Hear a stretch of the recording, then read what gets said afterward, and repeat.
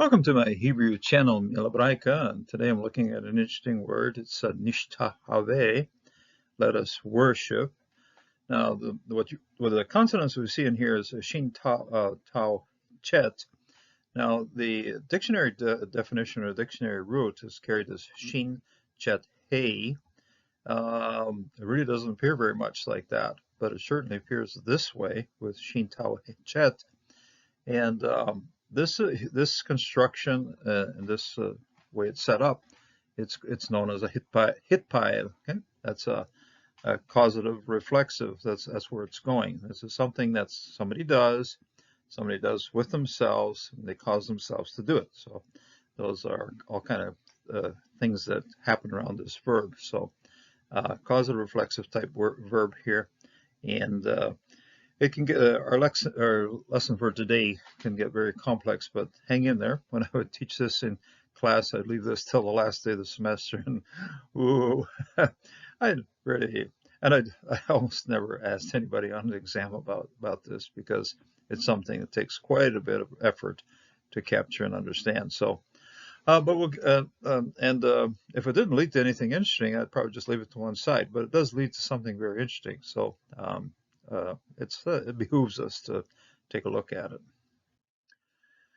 And we'll start with the heat pile. This is sort of a way to get to where we're going with heat pile. Okay, so this is causative reflexive style here. And we see this in this particular action here of praying. Okay, you cause yourself to pray to Jehovah, and then Moses prayed. Okay, and the same thing here. This is third person. This one's a hortatory petition. So, Vayavo Ham al Moshe Vayomaru, and then the people came to Moshe, Moses, and Yomaru, and they said, Hatanu, we have sinned. Ki devarnu, because we have spoken. Ba Jehovah, against Jehovah. Ubach, against you. Hitpalel al Jehovah, pray to Jehovah. Vayitsar, and then he will take away. Me aleinu, from on top of us, et hanahas, on top of us, the serpent. Okay, nahas. There are burning serpent is seraph, and this is nahas. This is the same one. The same thing you see in Genesis 3 verse 1. It's also recognition to somebody sent from Satan. Okay, nahas, the serpent. But Yitpael, and he prayed, and Moshe prayed. Yitpael. Be'ad, for ha'am, on behalf of, for the people. Okay, be'ad ha'am.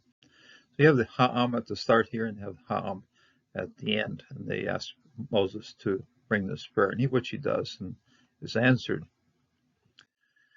So it gives us a chance to handle the hit pile. Okay. And one thing we notice from it, it's a construction that carries two letters in its prefix. Okay. And we find something interesting here in that the second one of the letters, the tau, can invade the root, and so it'll step across the first letter and set itself right in the middle. And we'll get to a little bit of how and why it does this. One of the reasons for it. So ve'ani berov hestecha. So, and for I in the abundance, or many much of abundance, hestecha, of your steadfast love. Avo, I come, beitecha, to your house, ve'eshteha ve, eshtaheve, and then I bow down. Okay, I bow down. Eshtahave.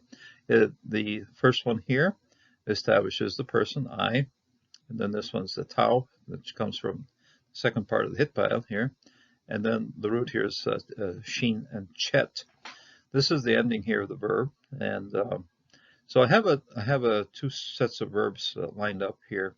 This one establishes how the green lines establishes how the prefix is working, and the blue lines connect the root letters with another version of the verb, which doesn't have the hit pile, just a normal prefix verb here. So balancing or comparing normal with something exotic. So Hekal, Kadasho, to your temple of the Holy One, your Holy One, holiness. Be Yerecha, for your the fear of you, okay? For the fear of you, for an awe of you. So I will bow down towards your holy temple in fear of you, in fear of Jehovah. So, and then in Proverbs 12, we have anxiety, okay, de'aga, okay, de'aga, anxiety, belev, in the heart, ish, of a man, yish he na, it bows it down, okay, this then is an active sense. This is a reflexive sense to bow down yourself, and I will bow down myself, and this one's no. This is what the anxiety is doing then, okay? Yesh he vene, yesh hav ne. It bows down. Vedabar tov yesham hena. Very similar verbs, both of them shin chet. This one here, the mem is in the middle, and it's not an invasive species here. It's simply part of the root again. So this is well-known root as well. Yish sha shampena, and then it cheers it up. So being bent down by anxiety bends the soul down or heart down, and being a cheerful word, a word that's a good word, given an encouraging word, cheers it up, makes it happy. So quite a contrast here in Proverbs 12, verse 25. I could do a whole meditation just on this one, all in and of itself. But we do see here the shin, and a shin here, and a chet here, and then we find the prefixing. This one establishes the person, and this one here establishes. And then we'll get to what the tau is doing here. We'll work on that a little bit. And I have two, the same verb here, esh ta have, esh ta have. And this is how the textbooks and the grammar books and so forth presented. They're presented as the root here will be the shin and the chet, okay, derived from this one. The hey has gone through this apocope here. This is also part of the verb formation over here. So we got shaha. Okay, this is the dictionary. You look it up in the dictionary, look it up in your lexicon, you run your app. This is what you're going to get. But this is what you see in your passage. And you want to go, wow, how to get to that? And so what has happened is the aleph here, first person, as a prefix. The shin is still the root. This is still the prefix part has gone into the middle of the root, okay? Tau, and we still have the root here with this chet, and then this one ends up this one will be the part of the formation of the verb here. So ba, de, okay? Ishtahave, I will bow down. Now, I always ask myself, I have to explain this to Father Abraham. He's sitting across the table here. How would it go? And he'd go, oh, I don't follow that one.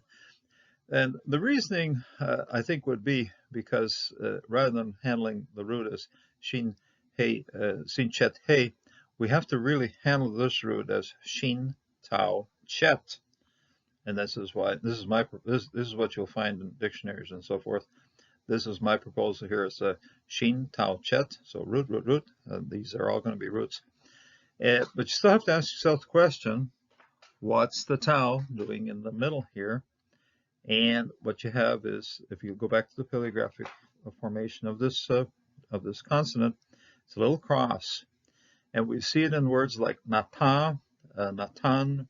It's pegs it down. It puts a spot on it. It's going to go right there. So when you say here, I will, or I bow down to a certain spot on the floor. Okay? Boom, I've got my face pointed at that little cross right there. That's where it's going. And that's why when you say hitpael, this has also got going places. Why? Because the pe is the face. The face is going places too, okay? So hitpael.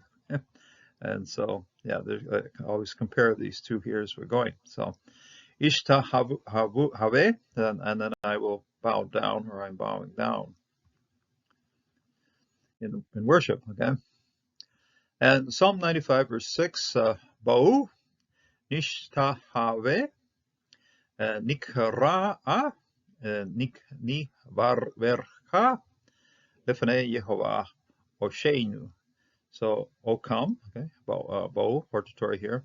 Let us worship, nishtahave. So, these are all very parallel. Look, all just follow the nuns right here. Ne, ne, ne, ne, ne, ne. And these are all the roots right in here. And look at the even the endings all comments hey here, although this is Sebol hey here. So incidentally, there's going to be closed syllable here.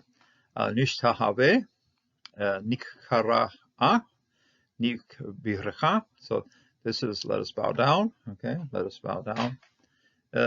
These dictionaries are going to tell you it's the chet shin, the chet hey with the tau invading from the prefix. I'm going to tell you it's a shin tau chet. Okay, so nishtave v'nikra, and this is I will bow. We should bow down again. Just we don't repeat the us here, but it's there. Okay, nikra, and then we should bow down. Nibarcha, and then we will kneel.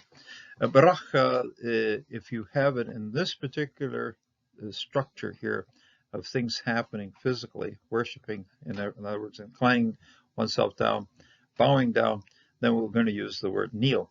But if you just see this verb by itself in the Psalms or almost anywhere else, it means bless. Okay, so blessing, it means to kneel. So physically speaking, blessing is first kneeling, and then from there, of course, we derive the understanding of being a blessing or giving a blessing or bowing down a blessing. And it's Lifnei Jehovah Osheinu. And Psalm 99, verse 5, Romnu Jehovah Eloheinu Vehishtahavevu Leha Hadom Reglav Kadosh Hu. Exalt Jehovah, our God, worship at his, bow down at his footstool. This is the plate where his feet are standing, and he is holy. And 99 verse 9, just a couple verses down from the other verse, Romu, very similar, Romu Yehovah Eloheinu, Vehishtahavevu Lechar Kadosh, that is bow down to his holy mountain, Ki Kadosh Yehovah Eloheinu, because holy is Jehovah, our God. And then in John 4, we have the words that Jesus speaking to the Samaritan woman, and we find the word worship, proskeinos. And the word worship here, every time you see it, you have to recognize it as bowing down in this place, bowing down in that place, and so forth. Our fathers bowed down on this mountain, worshipped. You say in Jerusalem is the place where people ought to worship, not to bow down. Jesus said to her, woman, believe me, the hour is coming when neither on this mountain nor in Jerusalem will you worship the Father. You worship what you do not know. We worship what we know, for salvation is from the Jews. But the hour is coming, is now here, when the true worshipers will worship the Father in spirit and in truth. For the Father is seeking such people to worship him, to bow down to him. God is spirit, and those who bow down to him must worship in spirit and in truth. It really doesn't count. It doesn't matter where we worship God. We have to worship him in spirit and in truth. And it isn't the place, it isn't the location. It is what happens in the heart and what happens in our minds and the way we are faithful to God. Worship is entirely a waste of time if your heart isn't correct or isn't good with God. So bring your heart into harmony with what God wills, and then you can most certainly worship in spirit and in truth. And this can be any place in this world. It can be any place even outside of this world, wherever it is, anywhere in the universe. Worshiping the Father must be done in spirit and in truth. Faithfulness and faith to the Lord, faith to Jesus, and being faithful also in our service to him. So for our worship to be having any kind of worth at all, make sure it is done in obedience to our Lord and Savior and to Jehovah. May God bless and may God sustain you and give you an understanding of what it means to be in true worship. Until the next time.